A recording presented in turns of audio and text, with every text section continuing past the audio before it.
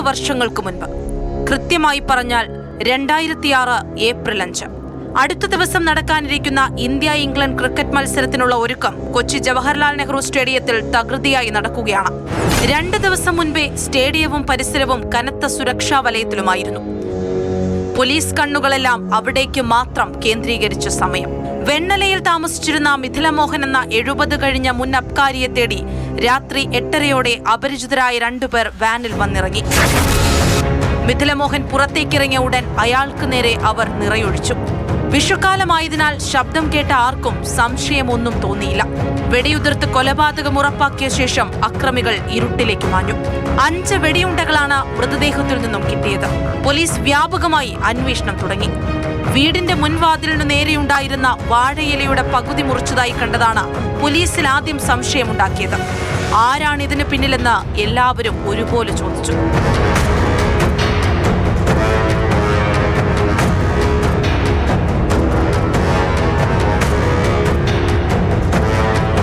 തെളിവുകളുടെ അഭാവം പോലീസിന് വെല്ലുവിളിയായി. പോലീസും ക്രൈംബ്രാഞ്ചും പിന്നീട് പ്രത്യേക അന്വേഷണ സംഘങ്ങളും പ്രതികളെ തേടിയിറങ്ങി. അങ്ങനെ 6 വർഷങ്ങൾ കഴിഞ്ഞുപോയി. 2012 ഇംതിയാസ് ഖാൻ കൊലക്കേസുമായി ബന്ധപ്പെട്ട 4 തമിഴ്നാട്ടുകാരെ ചോദ്യം ചെയ്തു. മറന്നു തുടങ്ങിയ മിഥില മോഹൻ കൊലക്കേസ് വീണ്ടും ചർച്ചയായി. മിഥില മോഹന്റെ ഘാതകരിലേക്ക് വിരൽ ചൂണ്ടുന്ന നിർണായക വിവരങ്ങൾ അവരിൽ നിന്ന് കിട്ടി. ഇംതിയാസ് കൊലക്കേസിലെ പ്രതികളിൽ ഒരാൾ വർഷങ്ങൾക്ക് മുൻപ് കൊച്ചിയിൽ വന്നിട്ടുണ്ടെന്നും അതൊരു അബ്കാരി കരാറുകാരനെ കൊല്ലാനാണെന്നും അയാൾ പറഞ്ഞു. ദൗത്യമേൽപ്പിച്ചത് ഡിണ്ടിഗൽ പാണ്ഡി എന്ന തമിഴ് ഗുണ്ടാ തലവനായിരുന്നു എന്നുമായിരുന്നു കുറ്റസമ്മതം. ഇതു കേട്ടയുടൻ പോലീസ് ഡിണ്ടിഗൽ പാണ്ഡിയെ തേടി തമിഴ്നാട്ടിലേക്ക് പോയി. പക്ഷേ പോലീസ് എത്തുന്നതിന് മാസങ്ങൾക്ക് മുൻപേ തമിഴ്നാട് പോലീസുമായുള്ള ഏറ്റുമുട്ടലിൽ അയാൾ കൊല്ലപ്പെട്ടെന്ന വിവരമാണ് കിട്ടിയത്. ഇതോടെ അന്വേഷണം വഴിമുട്ടി. മിഥില മോഹന്റെ കൊലയാളികൾ അതിർത്തി കടന്നെത്തിയതെന്ന് ഏറെക്കുറെ ബോധ്യമായി. തമിഴ്നാട്ടിലും കർണാടകയിലും പോണ്ടിച്ചേരിയിലും ആന്ധ്രാപ്രദേശിലും അന്വേഷണം നടത്തി.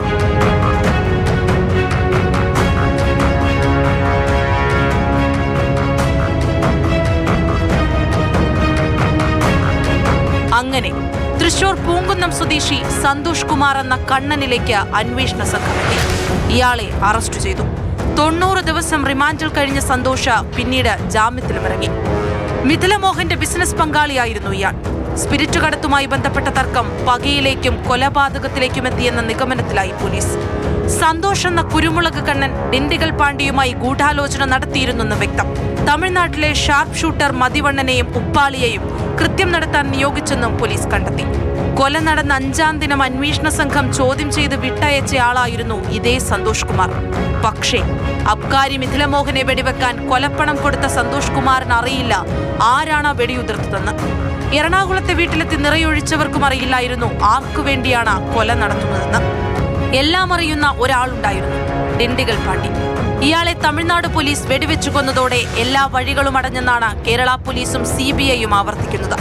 തത്വത്തിൽ കേസ് അന്വേഷണം ഇപ്പോഴും തുടരുന്നതിനാൽ അറസ്റ്റിലായ പ്രതിയുടെ വിചാരണ പോലും തുടങ്ങിയിട്ടില്ല. അപ്പോഴും ചില ചോദ്യങ്ങൾ അവിടെ ഇവിടെയായി തലപൊക്കുന്നുണ്ട്. മിഥില മോഹന്റെ കൊലപാതകം 2006 നടന്നു.